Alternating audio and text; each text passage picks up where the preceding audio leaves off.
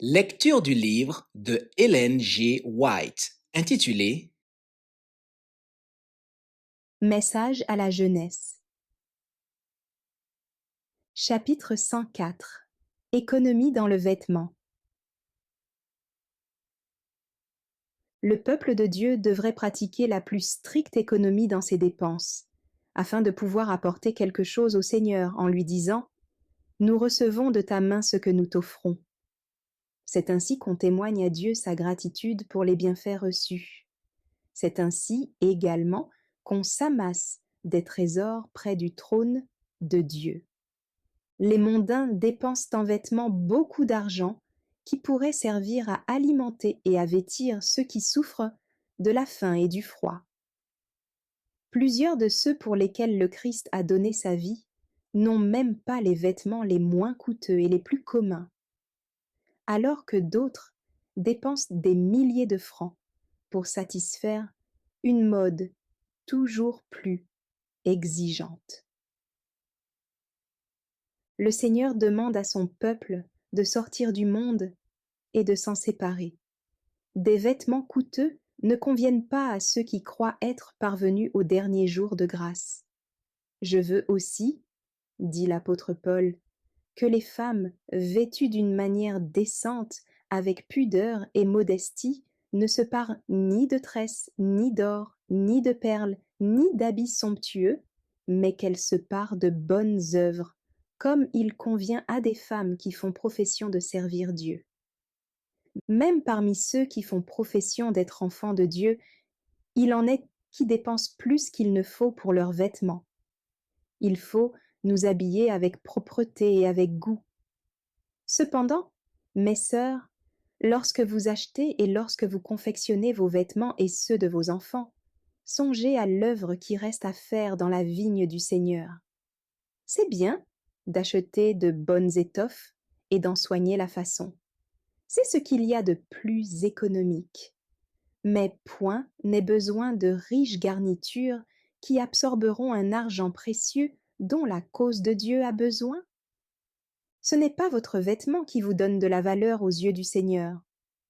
C'est plutôt la parure intérieure, les grâces de l'esprit, les paroles aimables, l'attention que vous avez pour d'autres, que Dieu apprécie. Sachez vous passer de parures inutiles et consacrer à l'avancement de la cause de Dieu l'argent ainsi économisé. Dieu aime le renoncement. Apprenez pour vous-même et enseignez à vos enfants des leçons de renoncement. L'œuvre a besoin de tout ce que vous pouvez épargner par votre abnégation. Il y a des souffrances à soulager, des personnes nues à vêtir, des affamés à nourrir. La vérité présente doit être apportée à ceux qui ne la connaissent pas encore. Témoins du Christ, nous ne devons pas permettre aux intérêts mondains d'absorber notre temps et notre attention au point de négliger les choses que Dieu nous demande de placer au premier plan. Des intérêts plus élevés sont en jeu. Cherchez premièrement le royaume et la justice de Dieu. Le Christ a tout donné pour l'accomplissement de son œuvre, et il nous a laissé ces paroles. Si quelqu'un veut venir après moi, qu'il renonce à lui-même, qu'il se charge de sa croix et qu'il me suive, c'est ainsi que vous serez mes disciples. Pour exécuter la volonté de Dieu, le Christ s'est donné spontanément et joyeusement. Il a poussé l'obéissance jusqu'à la mort, même la mort de la croix. Trouverons-nous trop dur de renoncer à nous-mêmes? Refuserons-nous de participer à ses souffrances?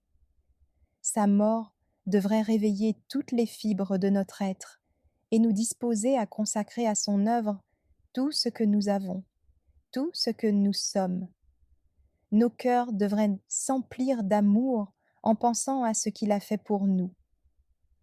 Le message avancera avec puissance quand ceux qui connaissent la vérité accepteront les renoncements que leur impose la parole de Dieu.